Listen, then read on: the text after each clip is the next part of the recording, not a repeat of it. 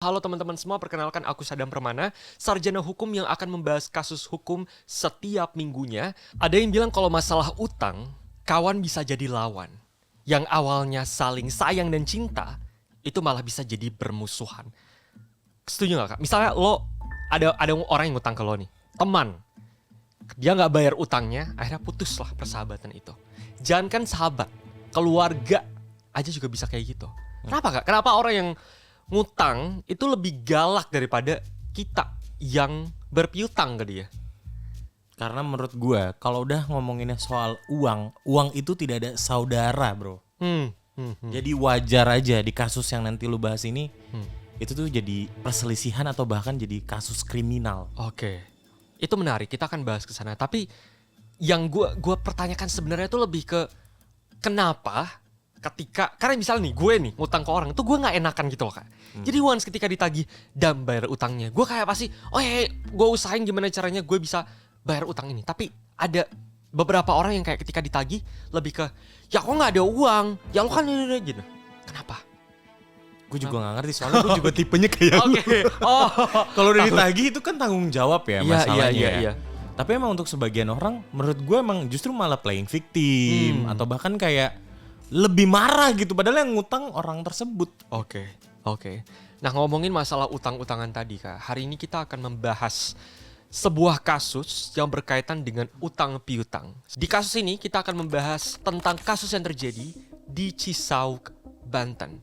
Seorang perempuan berusia 22 tahun menjadi korban dan oleh mantan pacarnya ketika dia menagih hutang kepada pelaku. Kita akan membahas kronologi kasusnya, kita akan membahas tentang bagaimana hukum yang akan dikenakan kepada para pelaku dan bagaimana penjelasan hukumnya dari pasal-pasal yang akan dikenakan kepada para pelaku ini. Jadi korban ini berinisial A, berusia 22 tahun. Dia adalah seorang perempuan muda yang memiliki masa depan yang cemerlang pastinya. Dia pernah menjalin dengan seorang laki-laki yang kita kasih inisialnya R, yang saat ini itu usianya 19 tahun. Ketika kenal, akhirnya menjalin hubungan asmara, tapi kemudian mereka putus, layaknya hubungan yang penuh dengan dinamika, naik dan turun. Mereka sudah putus nih ceritanya. Tapi ada satu hal yang belum putus dan belum selesai. Apa itu kak?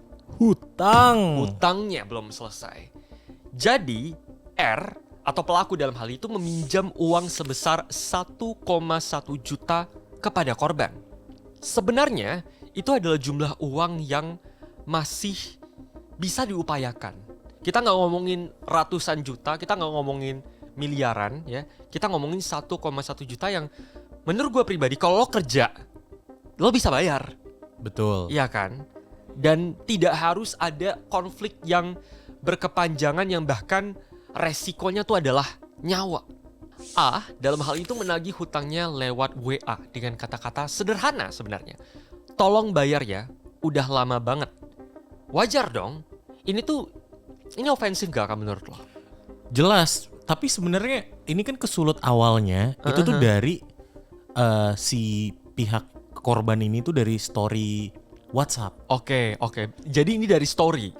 Terus ngerasa si mantan pacarnya ini apa nih maksudnya gitu. Jadi barulah akhirnya dia konfliknya melalui personal message. Oke. Tapi kalau menurut lo ketika lo disindir lewat story, let's say nih lo ngutang gitu, and then lo disindir lewat story, apa yang akan lo lakukan? Mungkin sama sih, karena gue merasa gue akan tanya, tapi tidak seberlebihan sampai harus melakukan sesuatu. Bener, ya. gitu. Tetap harus gue konfirmasi aja. Betul. Oke. Dari sinilah kasus ini sebenarnya dimulai. Tanggal 7 Juli tahun 2025, korban itu mengajak pelaku untuk bertemu dengan niatan untuk menagih hutangnya.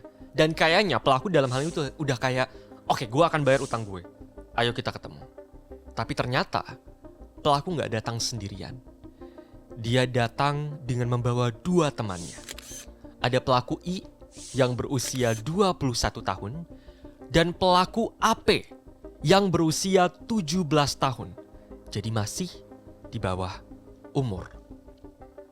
Yang tidak diketahui oleh korban adalah ketika mereka bertemu, di tas mereka itu sudah ada pisau, sudah ada gunting, sudah ada borgol, sudah ada obeng. Jadi ini adalah pembunuhan berencana. Korban datang tanpa curiga, dengan niatan dan dengan ekspektasi, oke, aku akan bertemu dengan mantan kekasihku dan utangku akan dibayar. Mungkin dia berpikir, masalahnya akan selesai nih. Tapi yang terjadi justru awal dari mimpi yang buruk. Di sebuah rumah kontrakan yang sepi di Cisau, jebakan itu dimulai. Ketika bertemu, A atau korban itu dicekik, dijatuhkan ke lantai. Tangannya diborgol, kakinya diikat, dan dalam kondisi tidak berdaya, dia secara bergantian oleh ketiga laki-laki tersebut. Speechless. Iya. Bukan hanya fisiknya yang dirusak, tapi dia juga merusak martabat dan juga harga dirinya. Setelah mereka melakukan tersebut, ketiga pelaku ini akhirnya berpikir korban itu nggak boleh hidup. Dia harus meninggal. Korban kemudian diseret ke semak-semak di desa Cibogo, Cisau. Di sana, pelaku I ke leher A 2 kali dengan gunting. Ia juga menghantam dada korban dengan batu. Pelaku AP yang baru berusia 17 tahun ini, di bagian bawah telinga korban berkali-kali dengan obeng. Saking brutalnya, obeng itu sampai patah. Dan sebagian tertinggal di dalam tubuh korban. Lo bayangin Kak, obeng yang sekeras itu ditusuk di bawah telinganya sampai patah. Ini sadis banget sih. Lalu bagaimana dengan pelaku R? Si mantan kekasihnya. Lo tahu apa yang terjadi Kak? Enggak tahu. Dia hanya berdiri menonton segala perilaku yang dilakukan kepada korban dan memastikan semuanya selesai. Setelah korban tidak bernyawa, jasadnya ditutup dengan dedaunan dan dibiarkan membusuk selama lebih dari 1 minggu. Motor dan HP korban dibawa kabur oleh pelaku. Seolah semuanya ini hanya transaksi. Utang lunas, nyawa balasannya. Tanggal 16 Juli tahun 2025, akhirnya warga di sana itu mencium bau busuk. Di balik semak, mereka menemukan tubuh seorang perempuan muda dengan tangan yang terborgol dan wajah yang sudah tidak bisa dikenali lagi. Polisi akhirnya bergerak cepat dan dalam hitungan hari, pelaku akhirnya tertangkap. Rekonstruksi dilakukan di lokasi kejadian, ratusan warga berkerumunan, banyak yang menjerit, menangis, bahkan berteriak. Hukum mati mereka. Gimana Kak? Gue nih ketawa gue tuh lagi lemas sekarang. karena apa ya, gak habis pikir aja gitu. Apalagi ada pelaku yang Di bawah umur. iya betul. Ini yang punya masalah satu orang ya, si R ini kan. Yang punya masalah dia, tapi dia ngajak 2 temannya lain untuk melampiaskan hasratnya juga pada akhirnya. Nah itu justru yang gue sangat penasaran adalah karena nggak semua orang itu punya mental menjadi pembunuh, itu nggak semua orang. Jadi apa nih yang dilakukan oleh mantannya ini Ya. untuk meyakinkan 2 Orang pelaku lain. lain bener untuk mengajak melakukan perbuatan yang menurut gue udah keji dan kejam Iya, kayak gini. Iya, exactly. Sekarang kita bahas tentang aspek hukum dari kasus ini. Para pelaku ini memenuhi unsur dari beberapa pasal. Yang pertama pasal 340 KUHP pembunuhan berencana, pasal 285 KUHP tentang pemerkosaan, pasal 81 Undang-Undang Perlindungan Anak, pasal 365 KUHP perampokan dengan kekerasan yang menyebabkan kematian. Aku akan bahas untuk pasal di pembunuhan berencana ini. Jadi, di pasal 340 KUHP itu dijelaskan, barang siapa dengan rencana terlebih dahulu merampas nyawa orang lain, diancam karena pembunuhan dengan rencana dengan pidana mati atau pidana penjara seumur hidup atau selama waktu tertentu paling lama 20 tahun. Jadi para pelaku ini itu diancam hukuman mati. Gimana menurut lo, Kak? Sudah selayaknya. Teman-teman, kita sudah membahas kasus ini dari awal sampai dengan aspek hukumnya yang akan dikenakan kepada para pelaku ini.